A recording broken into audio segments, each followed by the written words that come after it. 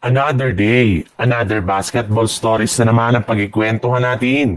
At ngayon nga ay ang balitang 3-team trade na magagawa ng Los Angeles Lakers at ang game preview ng Golden State Warriors at San Antonio Spurs.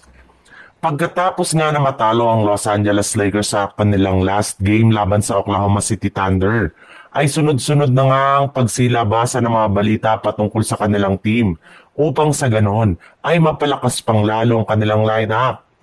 At isa nga sa mga lumalabas dito ay ang 3-team sa pagitan nila ng Dallas Mavericks at Chicago Bulls. Bali dito nga ay makukuha ng Dallas sina Gabe Vincent, Dalton Kenick at isang second round pick. Makukuha rin naman nga dito ng Bulls ang dalawang first round pick habang ang Lakers naman ay masusungkit sina Klay Thompson at Ayo Dosunmu. Sa ganyang paraan ay makukuha na nga sa wakas ng Lakers ang matagal nilang target na si Klay Thompson at magkakaroon pa nga sila ng isang legit na point guard na mas mapapakinabangan ng kanilang team sa kanilang mga susunod na laban ngayong season.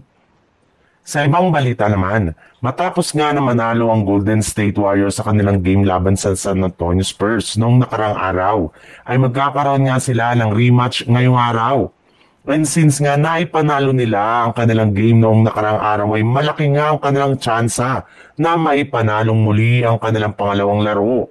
Napatunayan na rin naman nga na kaya ng kanilang team na talunin ng Spurs at ma-shutdown si Victor Wembanyama. Ang problema nga lang po ngayon ay malaki nga ang posibilidad na hindi makapaglaro sa kanilang game ngayong araw si Jonathan Kuminga matapos siyang magtamo ng injury sa kanyang tuhod. Bukod rin dyan, ay mas gigil na rin naman nga ang San Antonio Spurs na makabawi sa Golden State Warriors kaya kailangan nga talaga ng kanilang team na mag-ingat dahil inaasahan na nga na magiging agresibo agad ang lahat ng mga players ng Spurs sa umpisa pa lang ng kanilang laban.